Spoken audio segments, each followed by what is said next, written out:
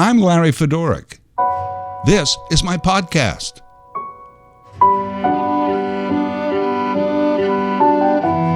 I Was 8, a weekly series. I grew up in the middle of the Great Canadian Prairie in a small town called Waukau, Saskatchewan. It is the town of my childhood, and these are the stories of when I was 8. Timelines bend a little, and some of the names have been changed, but all of these stories mostly happened as told. I was 8.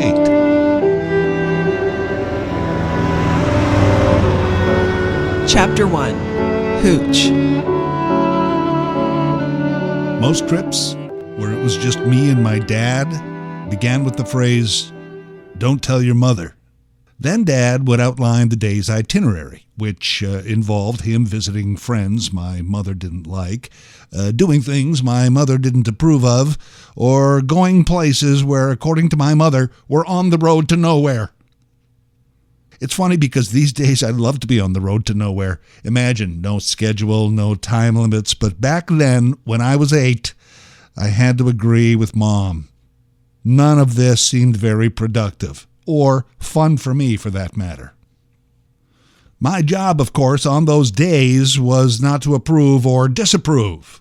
On the day Dad was stuck with the kid, my function, as far as I could tell, was to show up, keep up, and shut up. Especially that last one. And not just during the adventure, but of course later. Don't tell your mother. Can you imagine afterward being grilled? What did you guys do today? I don't know. I don't know only went so far before I broke down and spilled the beans. It was quality time. I know that sounds sarcastic, but it's taken me until recently to understand that it was quality time. A window into my father. Moments I now cherish. Back then, different story. For example, my duty on many occasions was to watch for cops.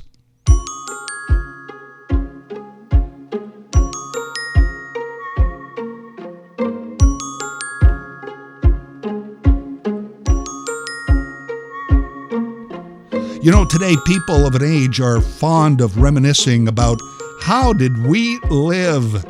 How did we live with smoking, no seatbelts, chewing on toys coated with lead paint? Of course, the truth is, many of us didn't live, and that's why we try and change things for the better. But for those of us who did, the survivors, we think lead paint and toxic home insulation was just part of growing up. So this is one of those things that you might ask, how was that allowed? But it was. Not by my mother, but it was done.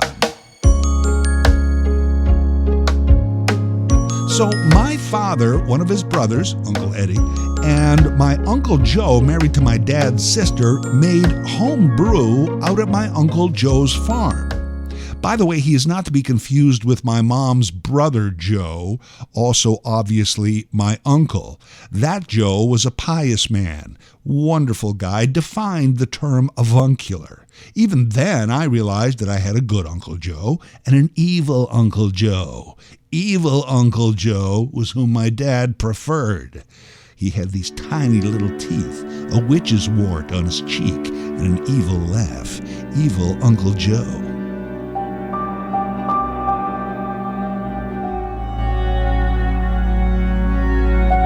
Home brew was, of course, moonshine, illegal whiskey, hooch at its finest. They made it for profit, but also for status. On the prairies, when you say married off a daughter, your wedding would have beer and wine, but you also had to serve hooch. There was a famous story I heard as a kid of a young bridesmaid who had a small glass of hooch next to her on a bench, and when it spilled, it burnt a hole through her dress. Yeah, that's what I'm talking about. Years later, I would learn of the deep U.S. South and white lightning, revenuers, and the origins of stock car racing. Obviously, I didn't grow up there, but I always felt like I lived a little part of that history myself, only a few hundred miles north, that's all. Legal booze was around. I mean, it wasn't prohibition. I'm not that old. It was available for purchase all days but Sundays. Even at licensed dining establishments on Sundays, you could not buy booze unless it accompanied a meal. I believe the intent was that reasonable adults could have a glass of wine with dinner, not 6 highballs and a veal cutlet. But where was the line? Later, as we came close to passing for legal age, discussions would ensue as to what constituted a meal. Could I buy a beer if I ordered a plate of fries? The proprietor's answer was usually no. What if the fries included gravy? Still no. What about a hamburger and fries? Yes. Well, what about just the hamburger then? Well, you can see how this whole discussion became quite ridiculous. So homebrew was distilled for a number of reasons. There was that ridiculous partial Sunday prohibition. You could profit from it. There was status, alcohol, self-reliance, and it was also a hell of a drunk.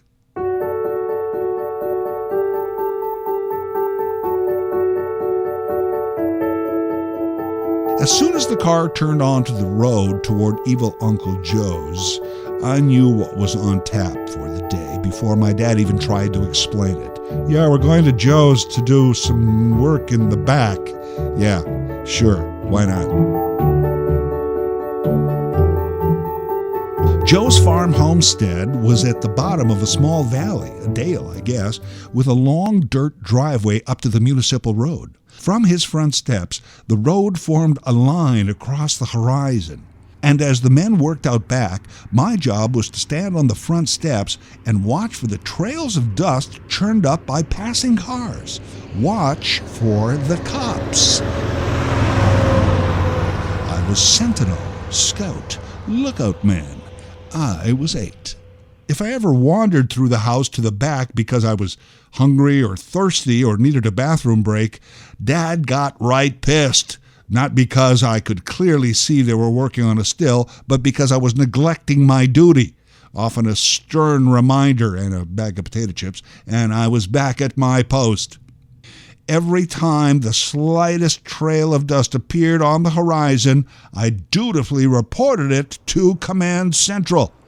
Eddie or Joe or Dad would come to the front with me and check it out. This, of course, slowed down production, so they taught me a few things. The nuance of watching for the cops. Here's what I learned. First of all, if the vehicle was not slowing down at all as it approached the homestead, no need to report. It was just a passerby.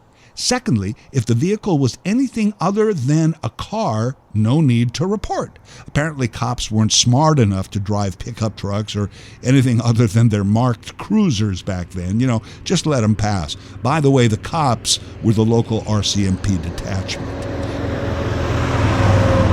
Thirdly, vehicles passing from left to right were irrelevant. Cops just wouldn't come that way. They would come from town, which was from right to left. I knew my right from my left. I was 8. I was no slouch. I was also quizzed on the various vehicles that belonged to family members, mostly Dad's other brothers. He would say their name and I would shout out the car. Blue Mercury, green Pontiac, until I had them all. That was easy. I loved cars. If any of those cars appeared, there was no need to report them. And may I say that in the season or two that I was a bona fide member of the gang, part of the Fedora crime family, we were never busted. I say that proudly and unequivocally. I did my job. Actually, the cops never even came out. But if they had, I would have spotted them a mile away. Or at the least, turning into Evil Uncle Joe's driveway.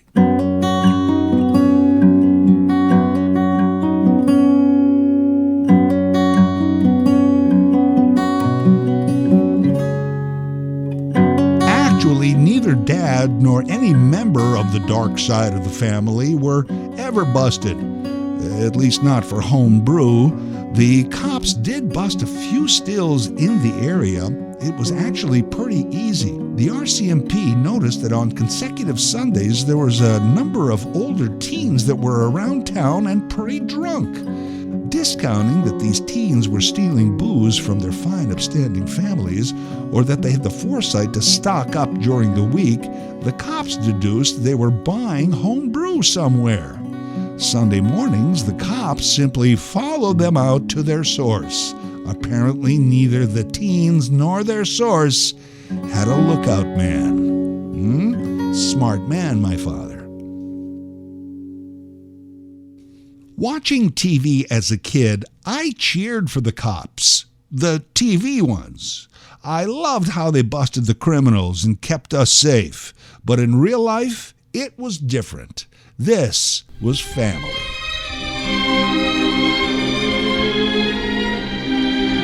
As I got older, and cops got smarter apparently, my father taught me how to spot an unmarked cruiser, or a plainclothes policeman. And apparently, women could also become cops now. How diabolical and underhanded. I also learned the spots where they like to park their cruisers partially obscured to nab unsuspecting speeders or whiskey smugglers. You know, it's interesting because I never really played hockey or was interested in any of my dad's hobbies like carpentry or none of this stuff, but this I was good at. Oh, sure, occasionally I told my mother, but you know what? So did he, because that was some intense cross-examination. When I buckled, Dad understood. He'd been there too.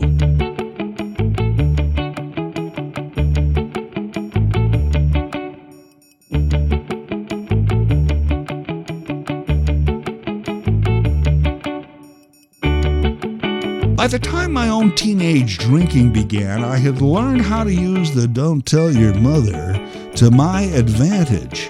The home brew Dad made now was mostly for his own personal consumption, maybe close family and some cronies, the same ones Mom didn't approve of. Ergo, I came to learn where Dad hid the hooch from Mother in the garage. Old bookcase, bottom shelf, behind the oil cans. By the way, Dad's recipe was so potent at this point, he'd cut it in half with cheap store-bought brandy. This he did with heated pots on the kitchen stove while my mother was at work. The house would reek of booze. Dad took to leaving all the windows and doors open, even in the winter. "Gotta get some fresh air into this place," he would say when I would come home and find him standing over the stove in his parka. He fooled no one. I only told my friend Richard about the stash. If we thought getting drunk was the thing to do on a weekend, he was my lookout man. Outside the garage, while I took a little from each bottle of homebrew brandy mixture into my own bottle, Richard stood guard. And even if Dad realized, and he did, that some of his booze was missing, what could he do? I mean, he'd give me a look or a quick word, but he couldn't punish me beyond that. "Why is the boy grounded?" Mother would ask, and it wouldn't do any good for her to know the truth. So I had a supply. I don't know that this new concoction would burn a hole in a bridesmaid's dress, but it sure left us on our hands and knees at 2 a.m. throwing up on the football field. Good times. So when I was 8, I learned about the hooch, I learned how to watch for cops, and I learned don't tell your mother. And of all the dozens of things that are wrong with this story, things that would have today's parents sending their kids to counseling full-time, my only regret about this entire episode is that I never learned the hooch recipe. What does that say? I Was 8 is a weekly series written, produced, and voiced by Larry Fedoruk. A new episode every Thursday. Share your stories with Larry, or if you like, share Larry's stories with a friend. This podcast is available on Apple Podcasts, Spotify, Google Podcasts, or wherever you get your podcasts. Larry Fedoruk, that's Fedoruk, can be reached at larryfedoruk37@gmail.com.